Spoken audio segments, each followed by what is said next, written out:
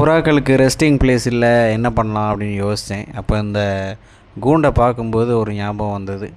இதில் இருக்க அந்த மெஸ்ஸெல்லாம் பார்த்திங்கன்னா கட்டுத்தரைக்கு போடுற நல்ல வெயிட்டான மெஸ்ஸு தான். சரி ரைட்டு, ஏன்னா நம்ம வளர்க்குற இந்த கோழிகளுக்குமே ரெஸ்டிங் நைட்டு சரியில்லை. அதுங்க இந்த கூண்டு மேலே தான் ஏறி அடையுதுங்க.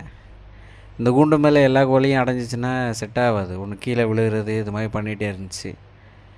புறாக்களுமே ஒன்றுக்கு ஒன்று சண்டை, இந்த ஏணி மாதிரி அமைப்பை அப்படி போடும்போது.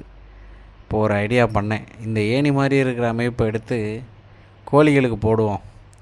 போட்டுட்டு எனக்கு ஒரு ட்ரெயின் கம்பார்ட்மெண்ட் மாதிரி ஒரு ஐடியா வந்துச்சு. அந்த ட்ரெயினில் எப்படி நம்ம கம்பார்ட்மெண்ட்டில் படுப்போம், ஒருத்தர் மேலே ஒருத்தர் இந்த செல்ஃப் மாதிரி. அந்த மாதிரி என்ன பண்ணிட்டேன், இந்த மெஸ்ஸை அந்த கேஜையே எல்லாம் டிஸ்மேண்டில் பண்ணி இந்த மெஸ்ஸை ஸ்ட்ரைட் பண்ணிட்டேன். ஸ்ட்ரைட் பண்ணிவிட்டு ஒரு எண்டில் என்ன பண்ணேன், அந்த சைடில் வர்ற அந்த பைப் இருக்குது பார்த்திங்களா, அதில் நல்லா கட்டுக்கம்பி வச்சு கட்டிட்டேன். கட்டிட்டு மேலே உள்ள விளிம்பை என்ன பண்ணேன், மேலே உட்காந்தா தொங்கிடும். அதனால் அந்த மேலே உள்ள விளிம்புலையும் ஒரு 3 இடத்துல கட்டுக்கம்பி வச்சு, நீங்கள் நல்லா கூர்ந்து பார்க்கும்போது தெரியும் உங்களுக்கு, கட்டுக்கம்பி வச்சு அந்த ரூஃபில் போகிற அந்த ராடோட கட்டியாச்சு. இப்போ மேலே வந்து ஒரு பெட்டு மாதிரி அமைப்பு மாதிரி வந்துடுச்சு. மேலே ஒரு 50 புறா உட்காந்தாலும் அது தாங்கும்.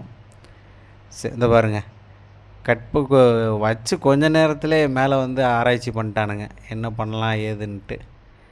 ஸோ இந்த மாதிரி நல்ல ஐடியாக்கெல்லாம் நம்ம சேனலில் வரும். சேனலை சப்ஸ்கிரைப் பண்ணிக்கோங்க. கீழே தொந்திட்டு நிற்கிறாங்க பாருங்கள்.